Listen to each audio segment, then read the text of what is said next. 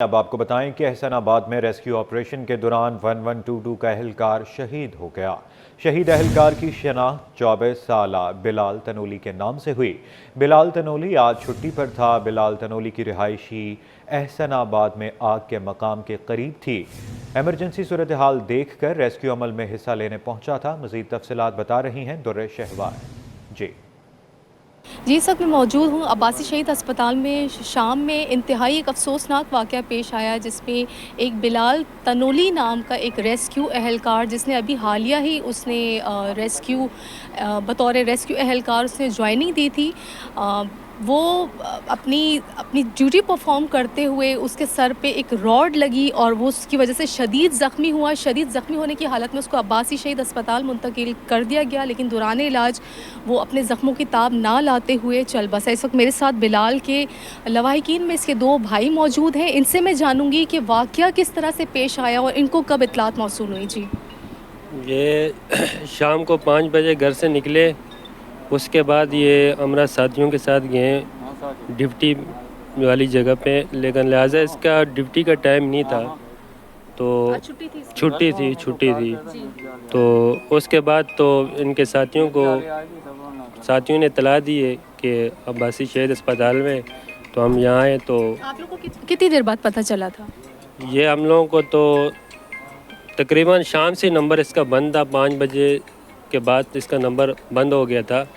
بہرحال یہ کہ اس کا ہمیں پتہ چلا 8 بجے کے بعد پتہ چلا۔ صحیح، آپ یہ بتائیے جیسے ان کا نمبر بند تھا بتا رہے ہیں، تو کیا ایسا عموماً ہوتا تھا کہ ڈیورنگ آپریشن، دوران آپریشن اس طرح سے ان کا نمبر بند ہوتا ہو؟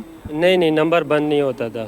آج اس کا نمبر 6 بجے کے بعد اس کا نمبر بالکل بند ہو گیا تھا۔ ٹھیک ہے، اور یہ کتنے بھائی بہن ہیں؟ یہ 5 بھائی ہے۔ بھائی ہیں۔ بلال کا کون سا نمبر تھا؟ یہ چوتھے نمبر پہ تھا۔ چوتھے نمبر؟ جی، چوتھے نمبر پہ تھا۔ ٹھیک ہے جی، شہید بلال تنولی بھائیوں میں چوتھے نمبر پر تھا اور یہ اپنی ڈیوٹی سر انجام دیتے ہوئے اس نے شہادت کا پیالہ نوش فرمایا۔ جی، اب آپ کو بتائیں کہ کرنگی احسان آباد میں فرائض کی انجام دہی کے دوران ریسکیو 1122 کے اہلکار جان کی بازی ہار گیا۔ ڈی جی ریسکیو ڈاکٹر عابد نے میڈیا سے گفتگو میں کہا کہ بلال تنولی نے حال ہی میں ریسکیو سروس جوائن کی تھی۔ شہید بلال تنولی سیٹلائٹ اسٹیشن M9 میں تعینات تھا۔ انہوں نے مزید کہا کہ بلال ریسکیو آپریشن کے دوران سر پر لوہے کی راڈ لگنے سے شہید ہو گیا۔ بلال تنولی کو یہ اعزاز حاصل ہے کہ وہ ریسکیو 1122 کا پہلا شہید ہے۔ آج پیش آیا ریسکیو 1122 میں، اور ہمارا ایک بہت ہی ہونہار جوان فائر فائٹر جو ہے آج وہ شہید ہوا ہے۔ یہ لاسٹ ایئر جو ہماری بیچ تھی، 5th بیچ پاس آؤٹ ہو کر آئی تھی ریسکیو اکیڈمی سے اگست میں، یہ اس میں واپس آیا تھا اور اپنی جو ہے خدمات دے رہا تھا سیٹلائٹ اسٹیشن M9 پہ۔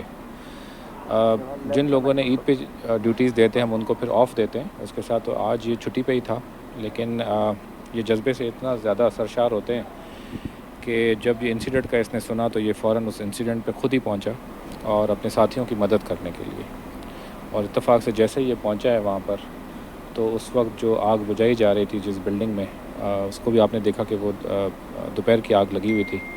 گتے کی فیکٹری تھی احسان آباد میں، اس میں کوئی لوہے کا کوئی آبجیکٹ تھا جو وہاں سے نکل کے سیدھا آ کے اس کے سر میں لگا ہے اور شدید یہ زخمی ہو گیا۔ اس کو فوراً جو ہے اس کو شفٹ کیا گیا یہاں پر، لیکن شہید ہو گیا۔ احسان آباد کے قریب گتے کی فیکٹری میں آگ لگنے کا واقعہ 8 گھنٹے سے زائد وقت ہو گیا ہے۔ اب تک فائر بریگیڈ اور ریسکیو کی جانب سے آگ پر قابو نہ پایا جا سکا۔ فیکٹری مالک منور ریسکیو اہلکاروں کے ہمراہ آگ بجھانے میں مصروف ہیں۔ مزید جانتے ہیں مبشر حسین سے۔ جی بالکل، اس وقت میں سپر ہائی وے احسان آباد کے مقام پر موجود ہوں، جہاں کئی گھنٹے قبل جو ہے وہ آتش زدگی کا واقعہ پیش آتا ہے۔ گتے کی ایک فیکٹری تھی جہاں آگ لگی، جب ابتدائی طور پر دوپہر کا یہ وقت تھا 12 بجے سے 1 بجے کا، جہاں اطلاع ملتے ہی ریسکیو 1122 اور فائر بریگیڈ کی مجموعی طور پر 10 سے زائد گاڑیاں، 2 باؤزر اور ایک جو ہے وہ اسنارکل پہنچی، جس کی وجہ سے جو ہے وہ پہلے تو آگ پر قابو پایا گیا، اس کے بعد دوبارہ آگ نے جو ہے وہ اپنی شدت اختیار کی، ایک حصے کی جانب دوسرے حصے پر جو ہے وہ آگ لگی۔ گھنٹوں سے جو ہے وہ کولنگ کا عمل جاری ہے، اب تک جو ہے وہ مکمل طور پر آگ پر قابو نہ پایا جا سکا. جو ذرائع ہیں فیکٹری کے جو مالک ہیں ان کا کہنا ہے کہ اپنی مدد آپ بھی کی جا رہی ہے, بہت ساری چیزیں جو ہے وہ ریسکیو 112 اور فائر بریگیڈ حکام کو بھی فراہم کی جا رہی ہیں. اس کے باوجود اب تک آگ پر جو ہے وہ قابو نہ پانا یقینی طور پر تشویشناک عمل ہے, اور اگر اسی طرح رہا تو کل تک بھی جو ہے وہ آگ پر صبح تک بھی قابو پا لینا آگ پر ناممکن ہوگا. جی اور اب آپ کو بتائیں کہ 15 برس بیت گئے لیکن کرنگی نمبر 1 سیکٹر 32B کا لیاقت پارک تعمیر نہ کیا جا سکا. پارک میں منشیات کے عادی افراد نے ڈیرے جما لیے. رپورٹ کر رہے ہیں رضوان احمد. تنگ گھر، شدید گرمی اور بجلی کی بندش، ایسے حالات میں سبزہ زار پارک عوام کے لیے سکون کا سانس لینے کی جگہ بنتے ہیں.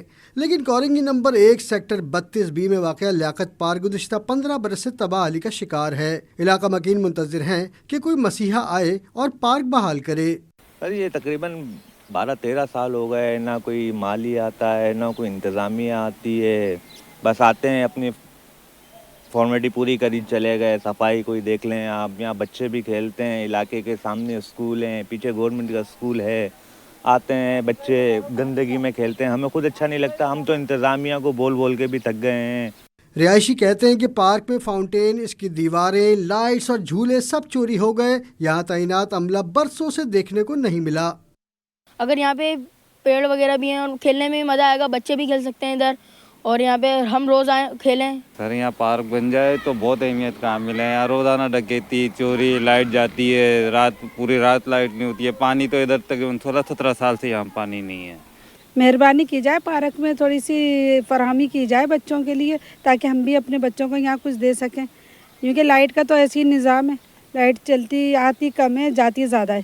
حکومتی سطح پر موسمیاتی تبدیلیوں کے اثرات سے نمٹنے اور ہریالی کے فروغ کے لیے پارک بہترین جگہ تصور کی جاتی ہے، مگر شہر کے پارکوں کی زب و حالی دور کرنے کے لیے ادارے سنجیدگی کا مظاہرہ نہیں کر رہے.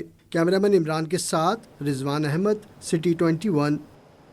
میٹرک بورڈ کراچی کے تحت 9ویں اور 10ویں کے امتحانات 8 اپریل سے ہوں گے. میٹرک امتحانات میں تقریباً 3,79,000 امیدوار شریک ہوں گے.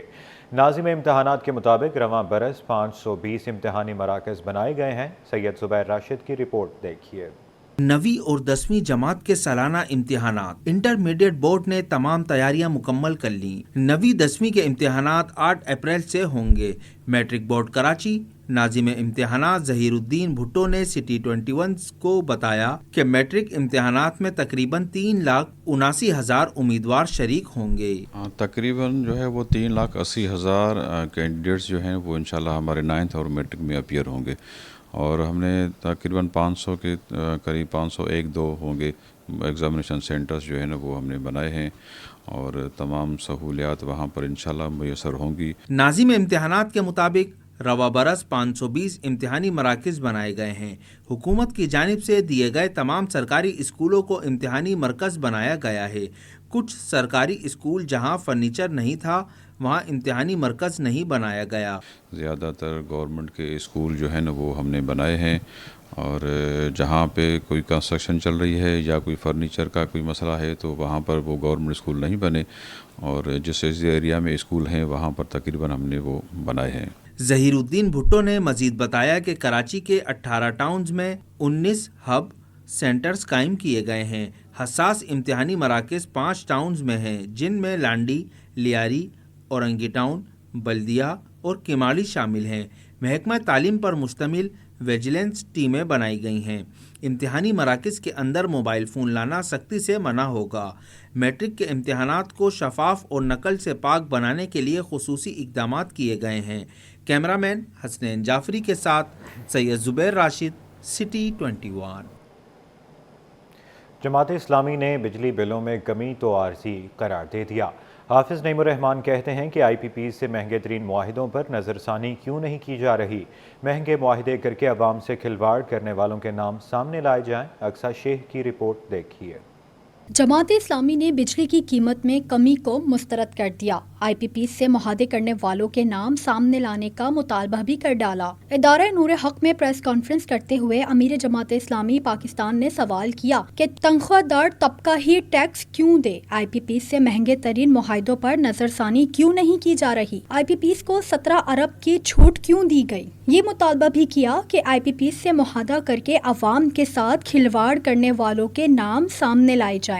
हम ये बात वाज़ेह कर देना चाहते हैं कि ये 7 रुपये 41 पैसे फी यूनिट का जो रिलीफ है, ये रिलीफ इससे कहीं ज़्यादा होना चाहिए। तो मैं शहबाज शरीफ साहब से ये मुतालबा करता हूं कि फॉरेंसिक ऑडिट कीजिए।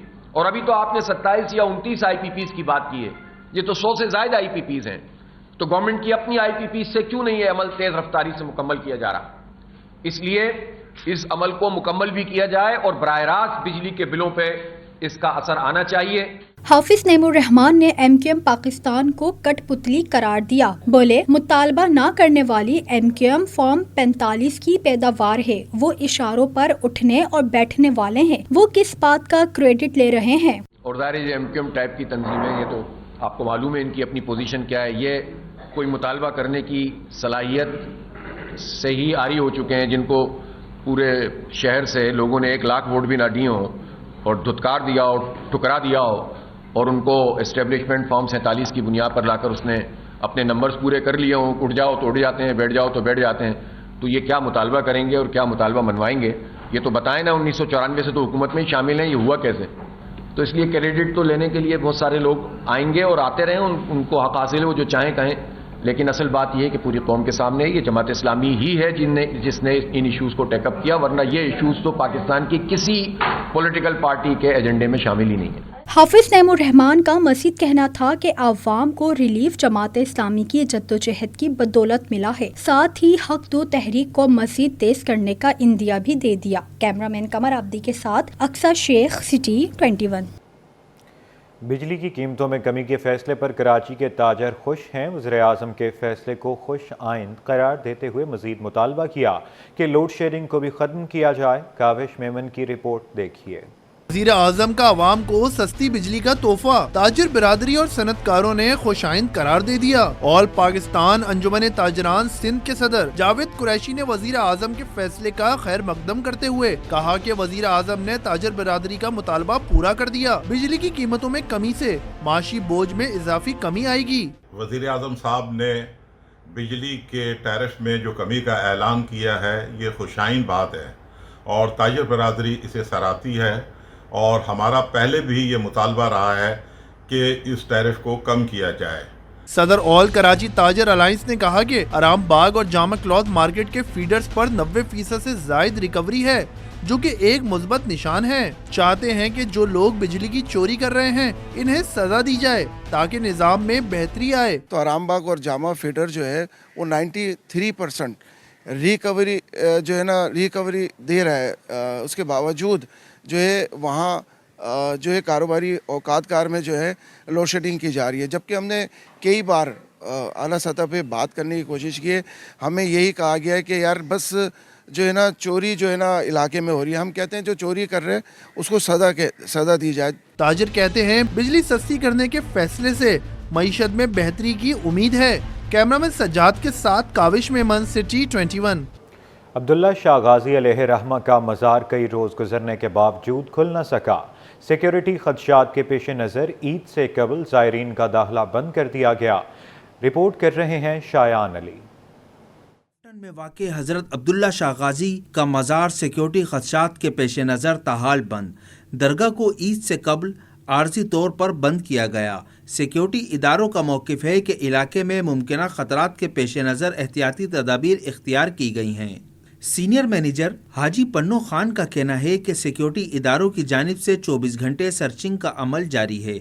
मज़ार में सर्चिंग के साथ सिक्योरिटी इंतजामात भी सख्त कर दिए गए हैं। ये 30 तारीख को बंद हुई थी, अभी हाई स्पेशल सिक्योरिटी थ्रेड है, उसलिए बंद है। हमारे ऑफिसरों को भी एहसास है पब्लिक का, वो डेली मीटिंग कर रहे हैं सिक्योरिटी एजेंसी से, हाई ऑफिसर से। जैसे ही क्लियरेंस मिलेगी दरगाह खोल देंगे। दरगाह पर हाजिरी के लिए आने वाले ज़ायरीन दरवाजे बंद देखकर मायूस हो गए। कहते हैं अब्दुल्ला शागाजी के मज़ार पर रूहानी सुकून के लिए आते हैं। जब तक मज़ार बंद है बाहर से दीदार और दुआ कर रहे हैं। उम्मीद है जल्द अंदर जाने की इजाज़त मिल जाएगी। मैं जिला सांगड़ शिदातपुर से आया हूँ साईं के दरबार पर दुआ मांगने। इस सिक्योरिटी की वजह से ये बंद है, अल्लाह करे जल्द से ये खुले तो हम ज़ियारत पे जाएं। इतनी दूर से आए परेशान लगे पड़े हैं। बस दुआ ही मंगवाएगा अपने हक में और के मंगने। मैं तो यहाँ पे 7 जुमे भरने होते हैं, मैं इसलिए 7 जुमे के लिए आया था। मैंने यहाँ से दुआ मांग ली, मेरा आखिरी जुमा था। दरगाह हज़रत अब्दुल्ला शागाजी को आवाम के लिए कब खोला जाएगा, इसका हतमी फैसला सिक्योरिटी क्लियरेंस के बाद ही किया जा सकता है। इंतज़ामिया के मुताबिक आइंदा चंद रोज़ में दरगाह के खुलने के इम्कानात हैं। कैमरामैन अजलान छिपा के साथ शायान अली, सिटी 21।